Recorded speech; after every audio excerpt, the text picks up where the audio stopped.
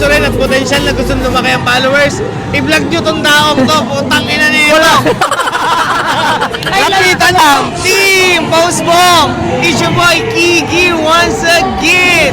At syempre, kasama natin buong Team Pausbong at si Kuya Ricky. At walang iba, ang nag-iisa. Ang nag-iisang alas.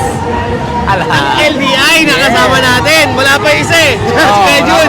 So, dito, we have here Ruel Amano. Esme. Yan! Maraming salamat. Nandito na naman tayo. Aray. Aray ko. Para sa birthday ng Philippine Breeders Festival. Ay, yan, okay naman na kahit magpapasko, kahit alam natin gagastos yung ating mga kababayan at kapinsan natin, ayan, sumuporta pa rin sila, no, sa lahat ng breeder dito sa Breeder Festival. Balita ko, brother, dahil Pasko ngayon, meron kang binigay sa kanila na something, ah. Ano? Sa mga pumili ngayon, kasi nakita ko, ay no, pakita mo nga banda ron, bro. Ubus! Ubus na naman, boss, SP, aray ko. Kuya, Salamat. may magandang sasabihin si Kuya Ricky. Yan. Kuya Ricky. Ayun na, bagong lahat. Merry Christmas, Pisan. Oo naman. Merry Christmas sa inyong lahat. Yan. Ayan na. Unang araw, ano? Pisan. Kumusta? Kumusta yung ano natin ngayon? Ang unang araw ng Philippine Breeders Festival. Okay, magandang unang araw dito sa Philippine Breeder Festival kasi ang dami din naman tao eh. Pumunta eh, kahit busy sila, talagang pinaglaan nila ng panahon yung mga hilig natin. Yan. Oo. Yan. Tsaka brother, naalala ko tuwing ganitong date, kasi birthday ko kinabukasan, laging sale mo yun eh. Oo, Di ba? oo. Pagka nagsi-sale. December ka ba? December ang birthday mo? Bukas. Bukas! Di ba nakaraan? Happy birthday! Aray ko! So ayan guys, naalala ko lang dahil madalas dun sa farm mo ang sale, di ba? Oo. So by December din yan. So eto ngayon, dalawa yung boot mo bro. Oo. Isa sa Salto, isa sa LDI. Oo. Ang lakas na ng loob namin magsalita ng mga brad nyo, brother! Oo. Tibay namin, di ba?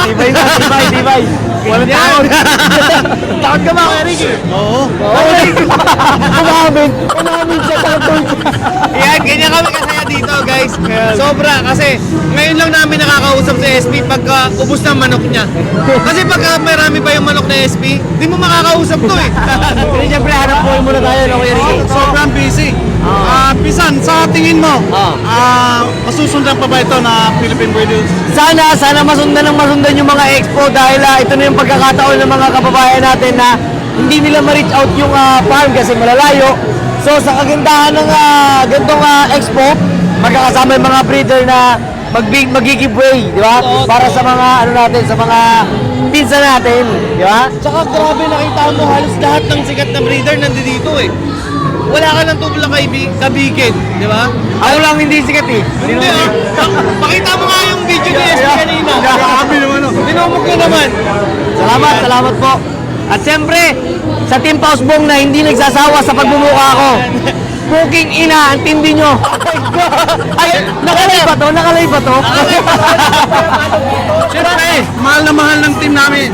Mahal na mahal namin ang si SP mula sa Team Pausbong. Saka brother, meron ka pa bang mga susunod pa na event na pusubaybayan natin? Ayan, siyempre yung mga binabalikan natin mga promotion, no? Ayan, patapos na tayo ng balik ng promotion at abangan nyo po ako sa promotion ng Team Pausbong sa February 16. Ayan, mga pisan. At siyempre, sa natin, sa bawat expo natin, meron pa tayong WGE, may IGF pa, may CTO pa. Yun. Tapos, Clark na ulitan na ulit, breeding na ulit. Hindi ka ba napapagod, brother?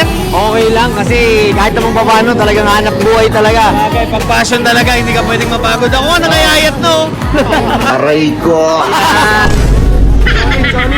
Sulit ngayon yung unang araw ng Philippine Breeders Festival. Sana masundan to at lumakas yung industriya natin. Totoo, brother. Yan. At salamat din dahil nga pala, napakalaki ng tulong na naging bahagi si SP dahil nung nag-start ako mag-vlog, dumami yung followers ko, totoo lang. Lumakas yung followers ko dahil nga binag ko rin si SP. So sa mga gusto rin at potential na gusto lumaki ang followers, i-vlog nyo tong taong to, putang ina nito. Lapitan nyo! Hindi. Minsan kasi may mga nagsisimulang vlogger, no, na nai-intimidate sa atin. Open naman po ako palagi, collab po tayo. Ayan, at may mga some tips ang Team Bossbong at si SP sa inyo. Pagka tayo ay magbablog, tuloy lang. May manood at hindi, at least diary natin yan. Di ba? So, ayun mga pinsan ang ating masasabi sa mga aspiring vloggers dyan. Kaya mahal na mahal namin to eh. Yan. Salamat, salamat. Saka ito ba, dagdag ko lang guys. Si SP kasi puro natural, walang halong chemical. Yes! Naiyak yung kaliwa akong mata. Aray ko! Salamat pare. Salamat. Yan. Salamat di ka nagkasawa sa amin. Kuya Ransin. Ayan. Thank you. Alright. Bawat farm na puntahan, may bagong koneksyon. Di lang content, kwento, respeto at relasyon. Simpleng usapan, biglang lumalalim. Kada panayam may tropang nabubuo sa amin. Di namin minamadali, natural lang ang vibe. Pag nakausap ka, solid agad, walang hype. Sa bawat kuya, bawat sir, bawat idol, may totoong samahan na unti-unting umausbong. Di namin minamadali, natural lang ang vibe. Pag nakausap ka, solid agad, walang hype. Sa bawat kuya, bawat sir, bawat idol, may